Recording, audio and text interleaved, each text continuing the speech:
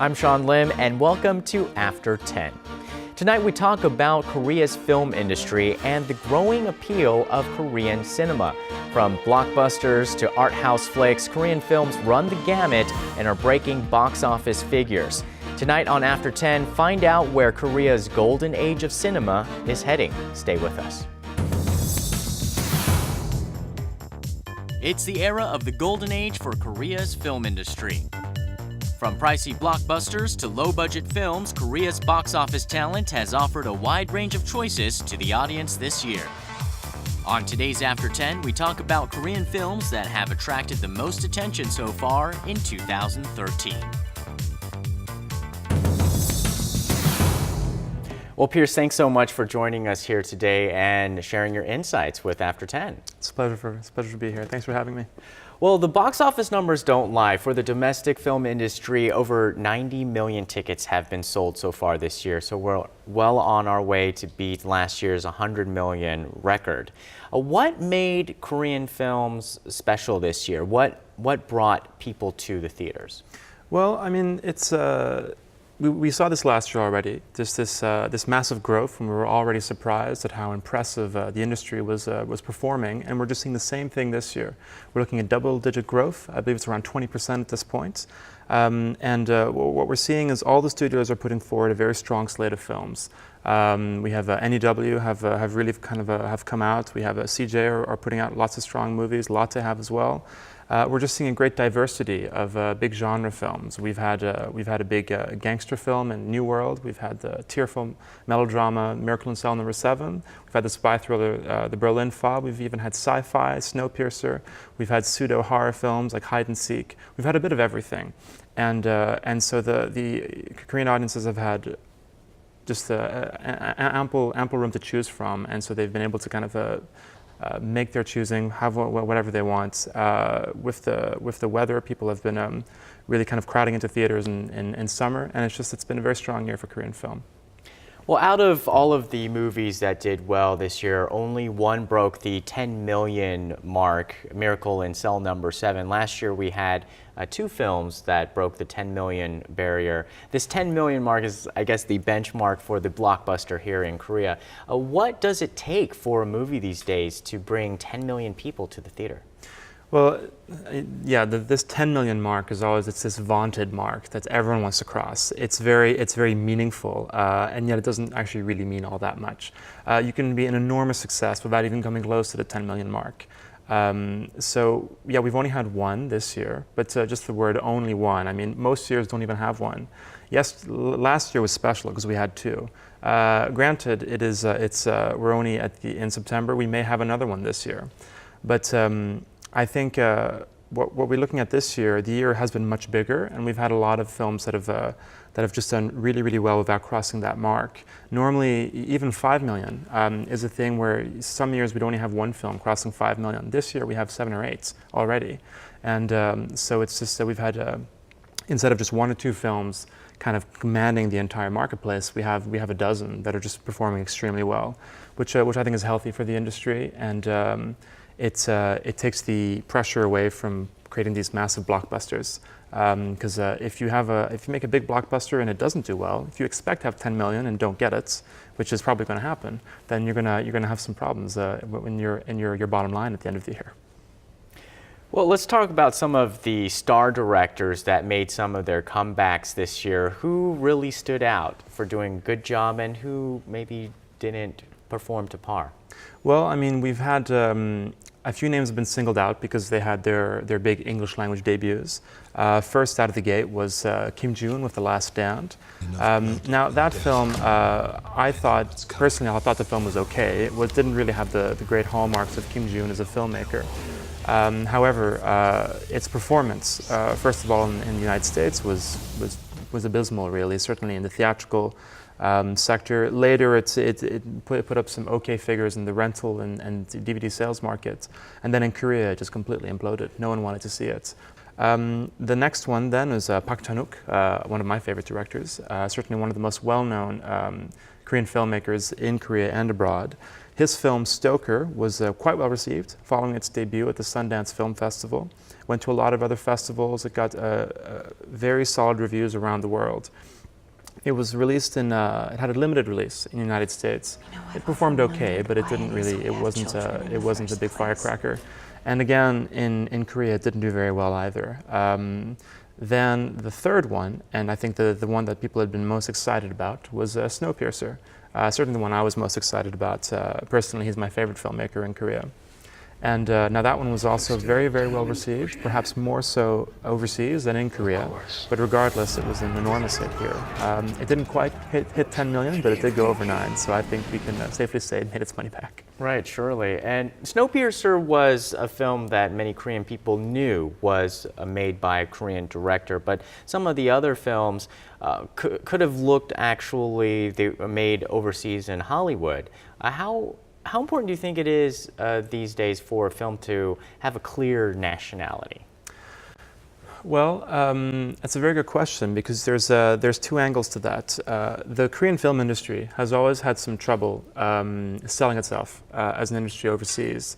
We've had in Asia there have been other industries are older and just more entrenched. Looking at Japanese cinema all the way back to the 50s, the films of Akira Kurosawa, and they kind of created this brand of that's become known as kind of classic Japanese, golden era Japanese cinema. In the 80s, even in the 70s, we had the kung fu films from Hong Kong. That this eventually went into kind of the triad movies of the 80s, all those John Woo films. And so there was a very clear style for Hong Kong cinema. Even Chinese cinema, which is not always as popular, became known 15 years ago for creating these lavish costume epics.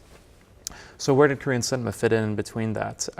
It's hard to say, and perhaps some of that comes down to the fact that this is a country that had been, because of various colonizations, had maybe an identity issue. But ultimately, the films that did do well overseas were perhaps not the films that the Korean industry would have liked to have as their flagship films. As much as we love films like Park Chan-wook's Old Boy or Bong Joon-ho's Memories of Murder and Kim Ji-woon's A Bittersweet Life, these are all very dark and violent films. They're wonderful, brilliant films, but there are also other brilliant films in the Korean industry that are not focused on violence and on horror. But these are the ones that sold well overseas. It was this branding that was created by foreign distributors. For better or for worse, it afforded exposure, crucial exposure to the industry, but it gave a negative label to Korean films, which is perhaps not quite fair. Well, what are some of the new directors coming out with these days? Is it all these dark films, or we have some melodramas, or is there something different about the aesthetic of Korean cinema that's developing right now? Well, I always wonder about that, how this aesthetic is developing. The aesthetic of Korean cinema is really quite catching. That's one of the things that drew me into film here in the first place. I used to be in my college days, I was a cinematographer. I've always been very interested in the visuals of a film. Korean films are just incredibly well made. They're beautiful to look at, very well constructed, very classical in a sense. Over time, they've become more economical. They adopted digital cameras much earlier than most other countries, and so we're seeing films that are still very well made, but are kind of streamlined a little bit. So a lot of these films are still very impressive. Some of them kind of look the same. You take someone like Bong Joon-ho, and that's still more. He's going completely doing his own thing. But if we look at recent films, like in August we had Hide and Seek and The Flu. They're both very strong films visually, but they have this kind of there is a kind of a similarity to their aesthetic. There's kind of more just kind of handheld stuff.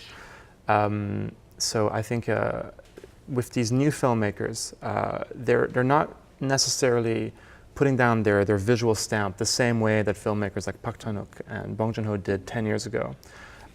These so-called well-made films from the middle of the last decade. So do you think they've seen what these other directors had to struggle through by creating their signature stamp? Do you think the new directors are going more towards this commercial avenue? I partly worry that that perhaps they would like to have a stronger stamp of their own, because it helps them have their own branding as an artist, whereas artists. But I have a feeling that sometimes they're not given quite the leeway that these filmmakers were 10 years ago.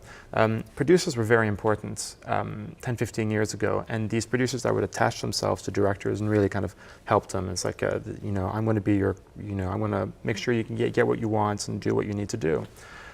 These days, producers have a little less power, and as a result, these new filmmakers coming into the industry don't always get to do things the way they want to.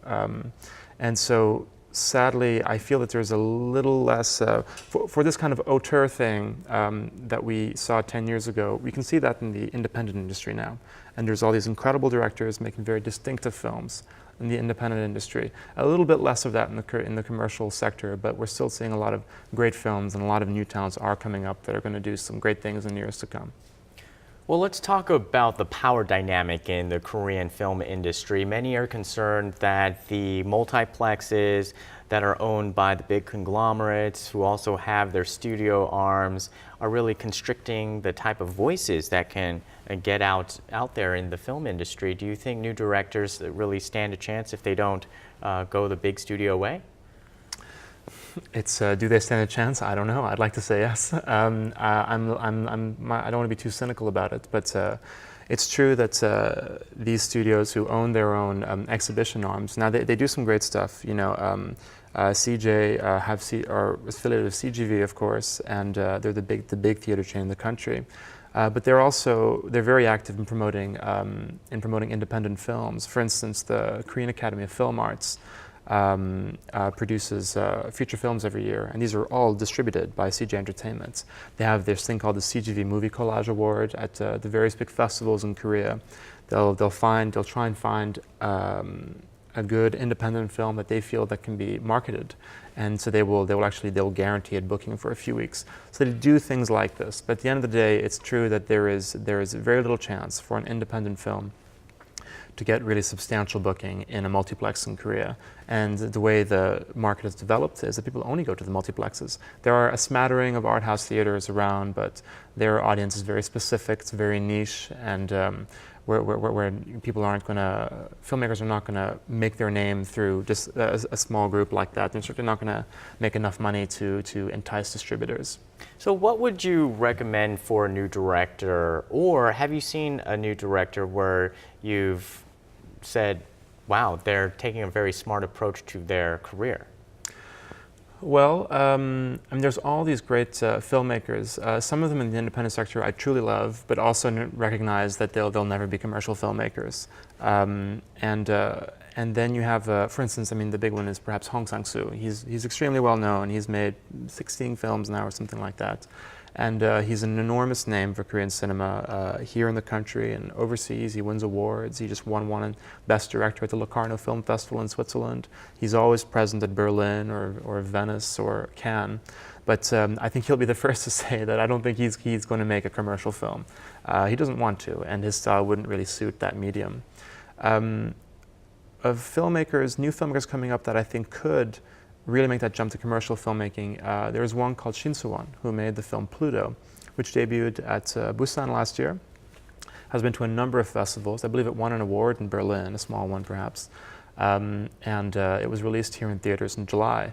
It's a wonderful film. It's an independent film about the dangers or the high pressure environment of studying in Korea, and I found it amazing, but just her style is really, really impressive, and I think would lend itself particularly well to the commercial industry. Granted, I hope that if she gets her shot, I hope that she can get the freedom that she deserves as an artist, because I think she could really do something incredible. So will she get that chance? Only time will tell. So we've seen a lot of movies fall into different genres over the years, from just a layperson's observation, a lot of dark murders, like serial killers, and then also some of these big natural disaster events, and then some of the revivals of the 70s, 80s, and then the gangster films. What do you think is trending right now in terms of movies that are coming down the line in development? Well, actually there's an enormous amount of period films that are about to come out. I won't be able to name all of them.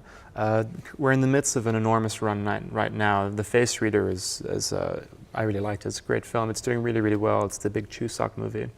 that was really the only big period movie this year, but we have a lot coming next year. Now, I don't know all the titles. There's one called Kundo, The Age of the Rampant, which is going to be directed by Yoon Jong-bin, who did Nameless Gangster, and reunites him with his star Ha Jong-woo, and also stars Kang Dong-won in his first post-military service film role.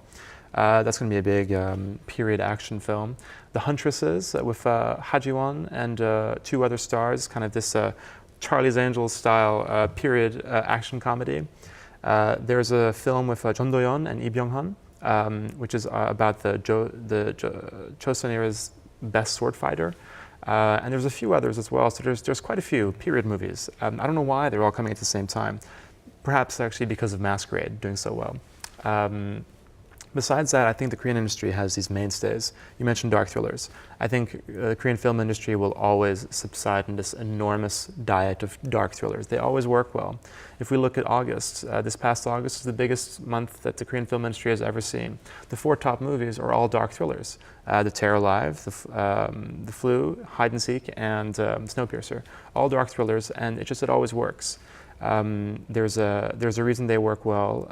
It's kind of tied in with these social issues in Korea, and I think that's always worked for the audience. Quality genre thrills, and also some depth to state that kind of curiosity inside. The dark thrillers are kind of the mainstay for Korean film. We'll always see a lot of those. So about 10 years ago even, it would probably be a very difficult ordeal for a Korean director to go to Hollywood and grab an A-list talent. Nowadays, it seems as if they're coming to Korean directors to be part of their projects. Did any actors or actresses this year really stand out to you in this regard? Oh, certainly. I mean, with Snowpiercer, it's been very clear that Tilda Swinton, one of the stars of the film, is a huge fan of director Bong Joon-ho. I believe they probably met at the Cannes Film Festival. Must have been 2009 when his film Mother screened there. And I think she's at Cannes every year. I believe they met there and they had this kind of connection. They seem to be very, very friendly, and they have this incredible working rapport where they kind of understand each other. So it's been great to see that that kind of crossover thing can work. You know, I mean, Park Chan-wook did Stoker earlier this year, and the performances were all very good in that. But I don't think there was this incredible connection with anyone on set. But you can feel with Tilda Swinton that just kind of clicked. That really worked. So with the rise of the Korean wave, a lot of attention has come onto Korean cultural products. Have you seen Korean firms and studios change the way they market overseas based on the whole Hallyu phenomenon? I mean, that's been going on for a while, and I suppose it's kind of gone up and down. It's certainly up right now. Recently I went on a holiday in Taipei, and first of all, I was everywhere where I was, I could just hear K-pop, which I was like, oh, this sounds very familiar. But even I'd walk around the street and I'd see a poster for Secretly Greatly, or I'd see Song Joong-ki at like an ad for something. So these Hallyu stars are just everywhere. And we're seeing the agents are getting bolder in terms of trying to tout their stars to foreign films and foreign studios. We have Lee Byung-hun, of course, had 2 major Hollywood tentpoles this year, G.I. Joe 2 and Red 2. They both performed well in Korea, and so he's made kind of a name for himself in Hollywood. Ha Ji-won recently signed with the United Talent Agency in LA. It remains to be seen what projects that she'll be signed up for, but she's certainly in the game there. She's their first Korean client. Even we have some of the older hands in the industry are making their play as well. There's a new film coming out. I believe it's called The Last Nights. I think Morgan Freeman and maybe Clive Owen are in it, and An Sung-ki is going to be in this film. And I think it's directed by a Japanese director, so this is a real kind of international co-production. So we're seeing a lot of Korean stars making their way overseas. A lot of them are going to China as well, of course. A few of them are going to Japan. Some of them are going to the States. So it's becoming a real global industry, and it's kind of it's feeding off into the entire the world's entertainment market. It's exciting to see where it's going, and we'll see exactly how successful these stars will do, whether they can just do 1 or 2 films and go back, or whether they can make careers for themselves outside of Korea. Well, speaking of stars all converging, in about a week, Busan will be hosting the Busan International Film Festival, and you're going to be there. What are you going to be looking forward to the most? So many things. I mean, the great thing for me just going to Busan is just the fun of it and seeing so many friends there. But of course, there'll be so many films. I'm particularly excited about a number of new Korean films. There's one called The Fake, which is an animation film. It's the second film by someone called Yeon Sang-ho, who made The King of Pigs, which was this wonderful, incredibly dark and bleak animation from about 2 years ago. His new film sounds really, really good. There's a few interesting things, like two of the biggest stars in the Korean film industry are directing their debuts. I mentioned earlier Ha Jung-woo is making his first film. It's called Fasten Your Seatbelts, an action comedy set in a plane. He's a very charming guy with kind of this sense of humor about himself. So I'm curious to see if he can kind of translate that charisma into from the director's chair. Also, one of the big legendary stars of Korean cinema, Park Chung-hoon, is also making his first film, Top Star. I'm curious to see how he's managed to take decades of experience in the industry and make his own film. So there's lots of stuff, lots of independent movies, a new film by an indie director called Jung Kyu-hwan, who I quite like. Even Lee Jang-ho, one of the classic filmmakers of the 70s and 80s, he's back with a new film. So there's so much. It's the mind boggles really. I hope I'll have the chance to see everything I want to.